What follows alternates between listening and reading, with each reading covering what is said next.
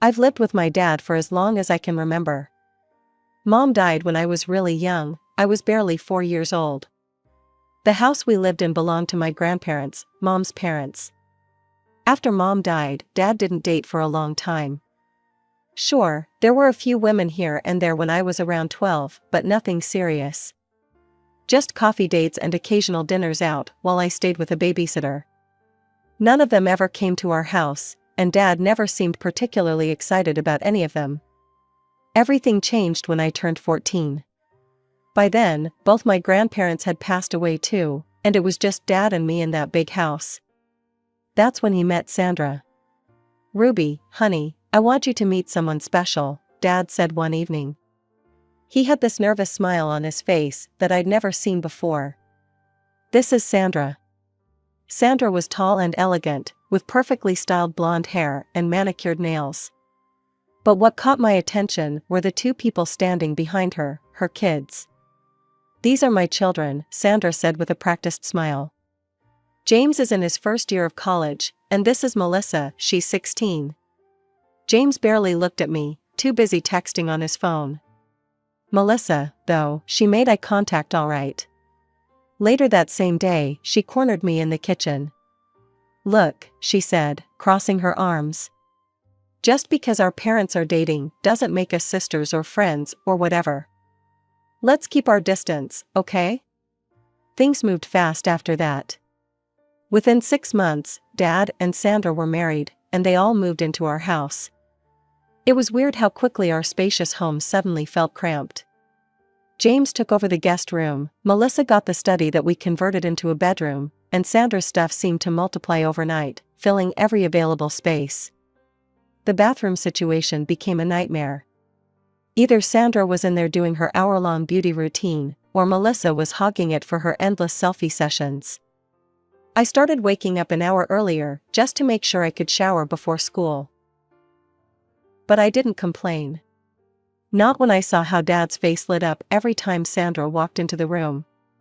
Not when he started humming while making breakfast, or when he actually started leaving work on time to have dinner with all of us. He was happy, really, genuinely happy, for the first time since Mom died. Everything changed when Dad got his big promotion. He came home one evening, practically bouncing with excitement, his tie loose around his neck and a huge grin on his face. "Regional Sales Director," he announced during dinner. "Can you believe it?" Sandra immediately started talking about buying a new car and renovating the kitchen, but I was stuck on the part where Dad mentioned extensive travel. Turned out extensive meant he'd be gone for weeks at a time, sometimes even a month. The first time Dad left for a business trip, the change in Sandra was like a switch being flipped. The moment his car pulled out of the driveway, she turned to me with this look I'd never seen before. "Ruby," she said, her voice stern. "We need to establish some ground rules while your father is away." Those ground rules turned out to be a long list of chores and restrictions. I had to be home by 4:30 p.m. sharp, no exceptions. Not even for study groups or school activities. "But I have volleyball practice on Thursdays," I protested. "Then you'll have to quit," Sandra replied without missing a beat. "Someone needs to help with dinner and housework." The first few days were rough. I'd rush home from school, barely having time to catch my breath, before Sandra started barking orders. "The floors need mopping, Ruby. These windows are filthy, Ruby. Start chopping the vegetables for dinner, Ruby." Meanwhile, Melissa would sprawl on the couch, phone in hand, giggling at whatever her latest boyfriend had texted. James was rarely home, but when he was, he'd leave his dishes in the sink and his laundry for someone else to do. One evening, while scrubbing pots while Melissa watched TikTok videos at full volume, I finally spoke up. "Why doesn't Melissa have to help with any of this?" Sandra's head snapped up from her magazine. "Melissa needs to focus on her college preparations. She can't waste time on housework." "But she's just what?" Sandra's voice had that dangerous edge to it. I glanced at Melissa, who was now filming herself doing some dance trend, definitely not studying. "Nothing," I mumbled, turning back to the dishes. The worst part wasn't even the endless chores or the unfair treatment. It was how Sandra would completely transform whenever Dad called or came home. She'd put on this exhausted act, slumping in her chair and sighing dramatically. "Oh, honey, you have no idea how hard it's been," she'd say when Dad walked through the door. "Managing the house all by myself, taking care of everything." And Dad, sweet, oblivious Dad, would kiss her forehead and pull out some gift he'd bought during his trip, a designer handbag, expensive perfume, or jewelry that probably cost more than all my belongings combined. "You're such a trooper," he'd say, while she preened and showed off her latest present to Melissa. "I don't know what we'd do without you." I'd stand there in the background, my hands raw from cleaning, homework still waiting to be done, watching this performance play out. Sometimes I caught Melissa smirking at me from behind her phone, but I kept my mouth shut. What was the point of saying anything? Dad was happy, successful, and in love. The years crawled by, and before I knew it, I was in my senior year of high school. James had graduated college 2 years ago, but was still living at home, claiming he was looking for the right opportunity. Mostly this meant playing video games in his room and occasionally going on interviews that mysteriously never worked out. Melissa was in her 3rd year at the local college, which meant she too was still at home, maintaining her reign over the bathroom and continuing her tradition of never lifting a finger to help. My 18th birthday came around in early spring. I didn't expect much. Sandra had made it clear that excessive celebration wasn't necessary. "We'll just have a small family dinner," she announced, not bothering to look up from her phone. "No need to waste money on a big party." I tried not to think about Melissa's 18th birthday 2 years ago. That had been a whole different story, a rented venue, professional catering, DJ, and about 100 guests. Sandra had spent weeks planning it, making sure every detail was perfect. Dad was home for my birthday dinner at least, though he left for another business trip the next day. "Sorry, princess," he said, hugging me goodbye. "Duty calls. We'll celebrate properly when I get back." I focused on graduation prep after that, finalizing college applications, ordering my cap and gown, the usual senior year stuff. Everything seemed normal until that dinner, about a week after Dad left. We were all sitting around the table, me, Sandra, James, and Melissa. I was pushing my peas around my plate, trying to tune out Melissa's endless chatter about her latest drama with her boyfriend, when Sandra cleared her throat. "Ruby," she said, folding her hands on the table. "We need to have a serious conversation." I perked up, thinking maybe she wanted to discuss college plans. I'd been avoiding the topic with her, but maybe she was finally showing some interest in my future. "Now that you're 18, she continued, her voice syrupy sweet, "you're legally an adult. And adults have responsibilities. Starting next month, you'll need to pay rent. $500 per month seems fair." I literally choked on my mouthful of food. James thumped me on the back, looking amused. I looked around the table. James and Melissa were both smirking, clearly enjoying the show.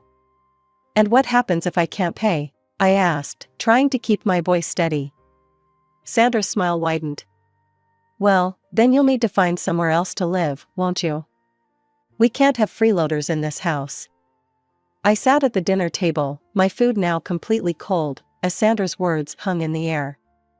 The unfairness of it all, the years of being treated like a servant while her children lounged around, and now this, something inside me finally snapped.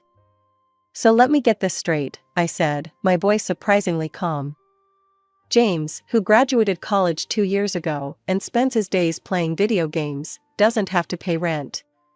Melissa, who's in her 3rd year of college and has never done a single chore in this house, also doesn't have to pay rent. But I do? I've made the decision that my children don't need to pay rent while they're getting established," Sandra replied, dabbing her mouth with a napkin. A strange sort of calm came over me then. Maybe it was all the years of bottled-up frustration, or maybe it was just time for the truth to come out. I felt myself smile, not my usual attempt to keep the peace smile, but something different, something that made Sandra's own smile falter slightly.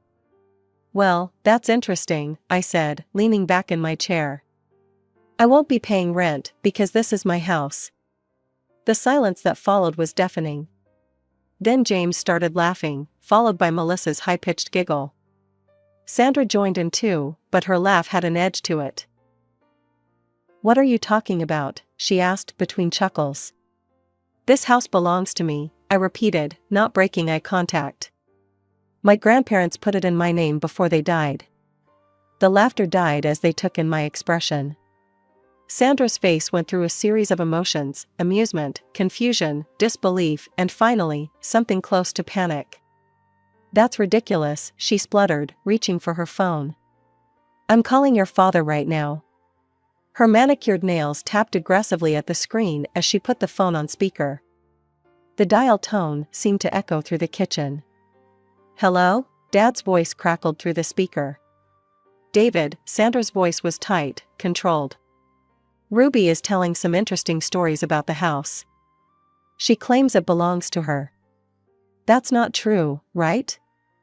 The silence on the other end stretched for what felt like forever. "David?" Sandra's voice rose slightly. "Well," Dad cleared his throat. "Actually, my in-laws put it in Ruby's name before they passed." "I didn't think." "You didn't think to mention this?" Sandra was practically screeching now. "How could you not tell me this?" "I didn't think it was important," Dad said weakly. "It never seemed relevant."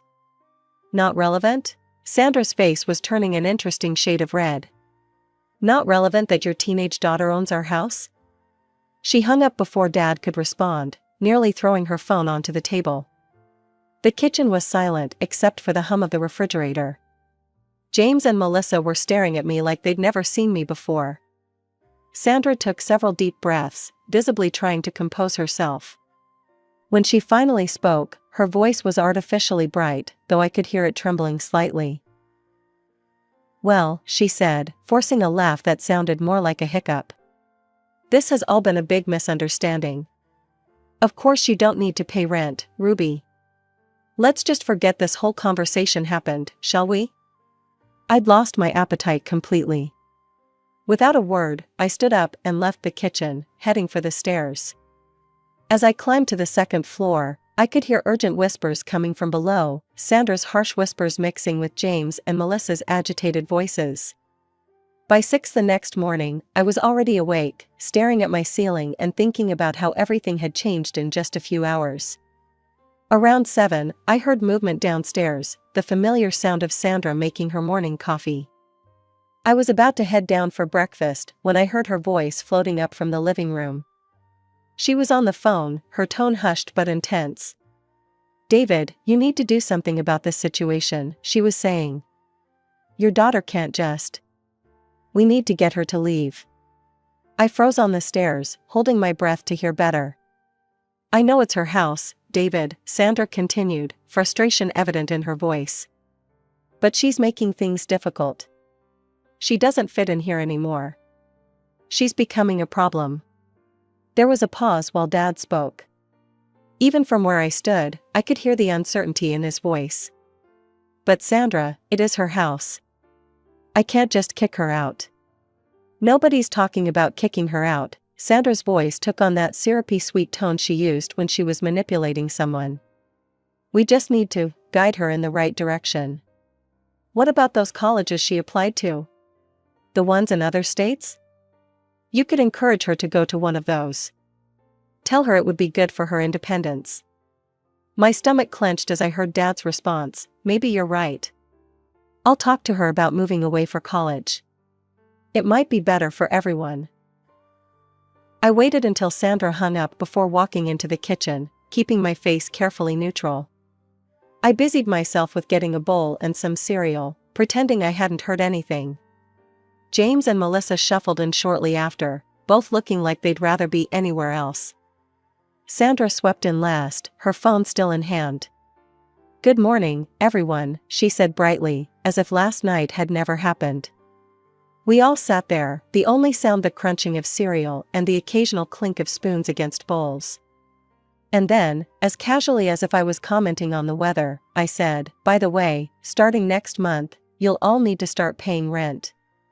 Sandra's piece of toast stopped halfway to her mouth. James dropped his phone into his cereal bowl. Melissa's spoon clattered against her bowl. "Excuse me?" Sandra's voice was barely a whisper. "Rent," I repeated, taking another bite of my cereal. "I'm thinking, $500 per person seems fair. That's what adults do, right? They pay their own way?" Sandra's face had gone pale, then red. She coughed, clearly having inhaled some of her coffee. "You can't be serious." "Oh, I'm very serious." But we're family," Sandra sputtered, her composure cracking. "Family doesn't charge family rent." That's not how things work." "Wasn't it you who just yesterday demanded that I pay rent?" I asked, still maintaining my calm demeanor as I stirred my cereal. Sandra's face flushed. She set her coffee cup down with a sharp click against the table. That was different. I was trying to teach you about financial literacy. To prepare you for the real world." I couldn't help but laugh at that. Financial literacy? The real world? That's interesting coming from someone who's been living rent-free in someone else's house for 4 years. "Now listen here," James started, but I cut him off. "No, you listen. You graduated college 2 years ago. You don't have a job. You spend all day playing video games and eating food that I help pay for with my part-time job. Maybe it's time for you to learn about financial literacy too." I turned to Melissa. "And you? When was the last time you even did your own laundry?" "How dare you?" Sandra's voice was rising. "After everything I'd done for this family." "What exactly have you done?" I asked, genuinely curious. "Made me do all the housework while your kids did nothing? Tried to charge me rent for my own house? Plotted with Dad this morning to try to get rid of me?" Her eyes widened. You were listening?" "I heard everything," I confirmed, pushing my bowl away. "And you know what? Maybe you're right. Maybe it is time for some changes around here. So here are your options: either start paying rent, all of you, or find somewhere else to live." Sandra's face turned an alarming shade of red. This is revenge. You're just a spiteful, cruel child who's jealous of my children." "Paying rent?" Melissa scoffed, finally finding her voice. "Or what? Are you going to kick us out of the house?" "You ungrateful little brat." James joined in, standing up so fast his chair fell backward. "After we welcomed you into our family." "Your family?" I kept my voice level, even as they all started shouting. "This is my house. My grandparents' house. You're the ones who moved in here, remember? You'll regret this," Sandra hissed, pushing away from the table. "You have no idea what you're doing. James, Melissa, pack your things. We're leaving." I watched in silence as they stormed off, thundering up the stairs. Sandra paused at the doorway, turning back to me with eyes full of venom. "You'll pay for this," she spat. "Your father will hear about everything." I just sat there, finishing my now soggy cereal, as the sound of drawers slamming and angry muttering filtered down from upstairs. Within an hour, they had thrown some bags together and were stomping out the front door. Sandra didn't even bother closing it behind her, just stormed out to her car with James and Melissa in tow. The house felt strange in its newfound silence. I wandered from room to room, straightening things they'd left askew in their hurried departure, trying to process everything that had happened. It wasn't until mid-afternoon that my phone rang. Dad's name flashed across the screen. I took a deep breath before answering. "Hello? What the hell do you think you're doing?" Dad's voice exploded through the speaker. I had to hold the phone away from my ear. "Sandra just called me in hysterics. How could you be so cruel?" Something inside me snapped. After years of trying to keep the peace, of staying quiet, of being the good daughter, I'd had enough. "Cruel?" I cut him off mid-rant. "That's interesting, Dad. Where was all this concern about cruelty when your wife tried to charge me rent for living in my own house? Did you think that was kind?" There was a pause on the other end of the line. When Dad spoke again, his voice was quieter, uncertain. What are you talking about? Sandra, never. Don't. My voice was shaking now. Don't you dare pretend you didn't know. I heard you on the phone with her this morning, Dad. When she was trying to convince you to make me move out, and you agreed to it. Remember that conversation? The silence that followed was deafening. I could practically see him squirming, the way he always did when caught in a lie. Ruby, honey, you don't understand. He seemed to gather himself, and suddenly his voice hardened again. You're destroying this family, Ruby. Is that what you want? Sandra is threatening to divorce me over this. I sank down onto the couch, the same couch where Melissa used to sprawl for hours while I did her share of the housework. She says she'll divorce you unless I apologize? For what? For owning my own house? For standing up for myself? She's my wife, Dad's voice cracked. She says either you apologize for how you treated her and her children, or she's leaving me. Is that what you want? To ruin my marriage? I looked around the living room, at the photos on the walls, mostly of Sandra's family now, with just one small picture of Mom still tucked away in the corner. When I spoke again, my voice was steady. I'm not apologizing, Dad. Not for this. The line went dead, he'd hung up on me. My graduation day came and went like a blur. The ceremony was beautiful, but the empty seats in the family section felt like a physical weight on my chest. My best friend Sarah's parents took photos of us together and invited me to their celebration dinner. They didn't mention the obvious absence of my family, but their hugs lasted a little longer than usual. I spent the next couple of days sorting through college acceptance letters and trying to figure out my next steps. The house felt both empty and peaceful, until a familiar car pulled into the driveway one afternoon. Dad got out first, followed by Sandra, James, and Melissa. They looked like they were headed to a business meeting rather than visiting family, all dressed up and wearing identical stern expressions. I met them at the door before they could knock. Ruby, Dad said, his voice formal. Sandra stood just behind his shoulder, nodding encouragingly like he was a puppet and she was pulling the strings. We've come to resolve this situation. I leaned against the doorframe, waiting. I'm willing to forgive your recent behavior, he continued, choosing his words carefully. We can all move back in and things can go back to normal. But you need to apologize to Sandra and her children for how you treated them, and of course, drop this ridiculous idea about rent. I looked at each of their faces, Dad's forced smile, Sandra's smug expression, James and Melissa's matching sneers. For years of memories flashed through my mind, countless nights of doing their chores, being treated like a servant, watching Dad slowly turn into someone I barely recognized. No, I said simply. Dad's facade cracked. Then you leave me no choice. If you can't be reasonable about this, if you can't be part of this family, then I'm done. I'm leaving, and I'm disowning you. Is that what you want? I felt oddly calm as I replied, that's your choice, Dad. You've made it clear who you choose, your wife and her children over your own daughter. Just like you've been doing for years.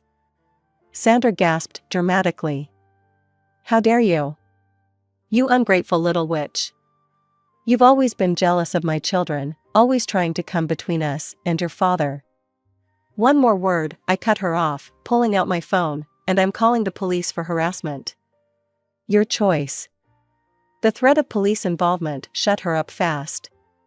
Dad started gathering the few belongings he'd left behind, working in tense silence. No one spoke as he packed his things into boxes, as he carried them to the car, as he made his final trip through the house where he'd raised me. He didn't say goodbye. Neither did any of them. They just got in their car and drove away, leaving nothing but tire tracks in the driveway. That was 3 months ago. I'm writing this from my dorm room at Northwestern University, over 1,000 miles from home. The house is being managed by Anderson Real Estate. They found good tenants, a young family with 2 little girls. The rental income more than covers my college expenses and lets me focus on my studies without worrying about money. I hear bits and pieces about Dad through mutual friends. He's renting a 3-bedroom apartment across town, still at his job with the fancy title and good salary. Sandra got the renovation she always wanted, new granite countertops and stainless steel appliances in someone else's kitchen. James finally found a job, though I hear he still lives at home. Melissa dropped out of college, but started a fashion blog. They're living their lives, and I'm living mine. Sometimes, late at night when I can't sleep, I look at old photos from before Mom died. Back when Dad's smile reached his eyes, and family meant something different. I wonder if we'll ever find our way back to being father and daughter again. I wonder if he ever thinks about me, if he regrets his choices, if he misses me like I sometimes miss him. Maybe someday Dad will realize what he lost. Maybe we'll find a way to rebuild what broke between us. Or maybe we won't. Either way, I know now that I'm stronger than I ever thought possible.